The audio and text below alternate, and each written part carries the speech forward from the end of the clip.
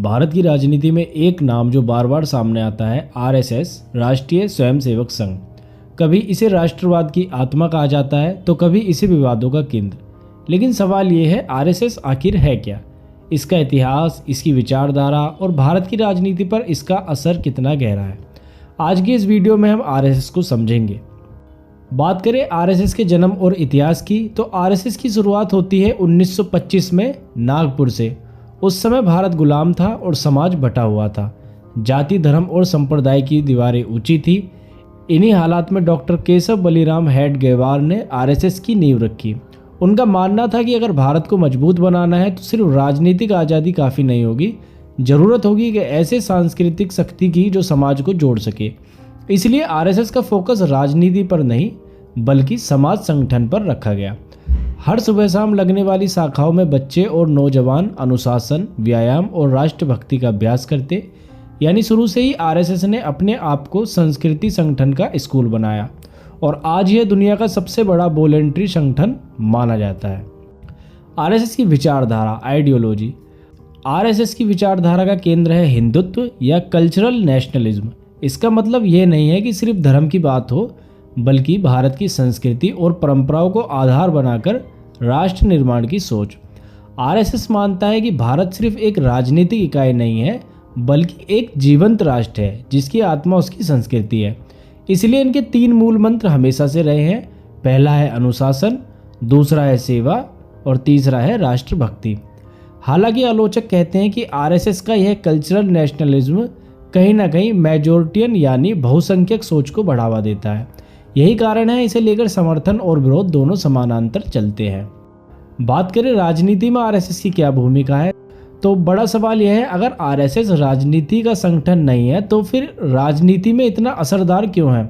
असल में आरएसएस सीधे राजनीति में उतरता नहीं है, लेकिन इसके विचारों से प्रेरित होकर 1951 में भारतीय जनसंघ बना और यह पार्टी बाद में बदलकर भारतीय जनता पार्टी यानी बीजेपी बनी, जो आज भारत की सबसे बड़ी राजनीतिक पार्टी है।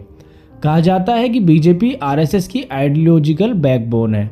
आज भी पार्टी के बड़े फैसलों पर आरएसएस का अप्रत्यक्ष प्रभाव देखा जाता है। इसके अलावा आरएसएस ने कई सहयोगी संगठन भी बनाए।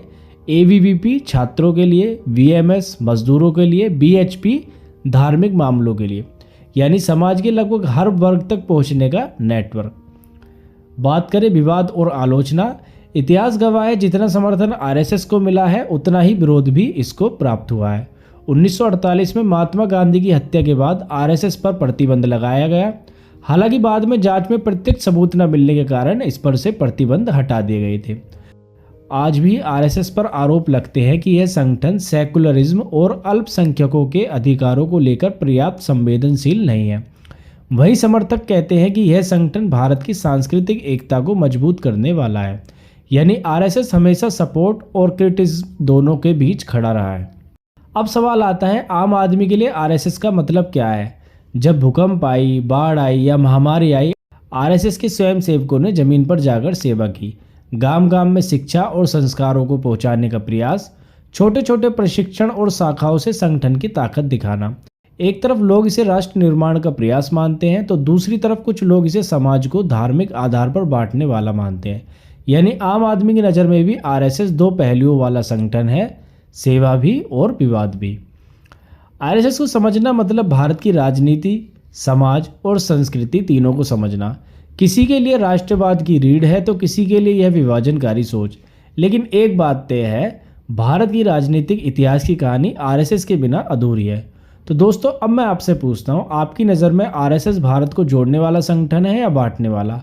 अपने विचार कमेंट में जरूर लिखें। धन्यवाद।